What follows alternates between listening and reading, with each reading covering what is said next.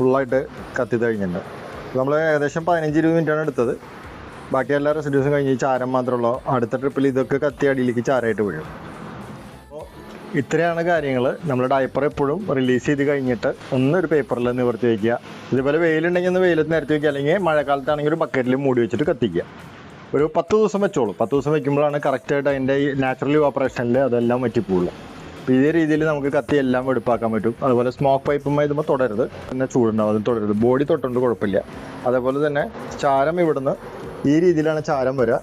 ആ ചാരം നമ്മളെപ്പോഴും റിമൂവ് ചെയ്ത് കത്തിക്കണം. അതിനാണ് നമ്മൾ ഷവല് നേരത്തെ കാണിച്ചിരുന്ന ടൂൾ വരുന്നത്. അപ്പോൾ ഇത്രയൊക്കെയാണ് കാര്യങ്ങൾ. അപ്പോൾ ഇനി ആർക്കെങ്കിലും നമ്മുടെ ഇൻസിനറേറ്ററുകൾ വാങ്ങണമെങ്കിൽ മേടിക്കാം. ഇത് ഏറ്റവും ചെറിയ മോഡൽ ഓൺ അഗെയിൻസ്റ്റ് ഓർഡേഴ്സ് മാത്രമേ ചെയ്യുന്നുള്ളൂ. ബെസ്റ്റ് മൂവിങ് പ്രൊഡക്റ്റ് INC 5 ആണ്. അതാണ് നമ്മൾ ഏറ്റവും കൂടുതൽ കൊടുക്കുന്നത്. അപ്പോൾ തീർച്ചയായിട്ടും ബുക്ക് ചെയ്യുക. ഓഫേഴ്സ് അവൈലബിൾ ആണ്. ബൈ. തുറന്നല്ലേ ബാർബി കൂടെ സാധനം എടുക്കേണ്ടി വരുമോ? ബാർബിക്യൂ, ഡയപ്പർ ബാർബിക്യൂ എല്ലാം കത്തിപ്പോയില്ലേ? നാണം കണ്ടില്ലല്ലോ. മീറ്റ് മിസ്സിസ് ലത ഞങ്ങളുടെ മാനേജറാണ്. Meet Mrs നിജ. ഹായ് പറഞ്ഞോ. അപ്പൊ ശരി. ഇവനാണ് ഞങ്ങളുടെ ഗാർഡ് ഡോഗ്. ഇൻസിനറേറ്ററൊക്കെ വല്ലവരും പുറത്തുനിന്ന് കത്തിക്കാൻ വന്നാൽ ഇവനാണ് ഗാർഡ് ചെയ്യുക. ഇവനെവിടെ ഇടുക, കെട്ടൊന്നുമില്ല. ഒരു സെക്കൻഡ് തന്നെ.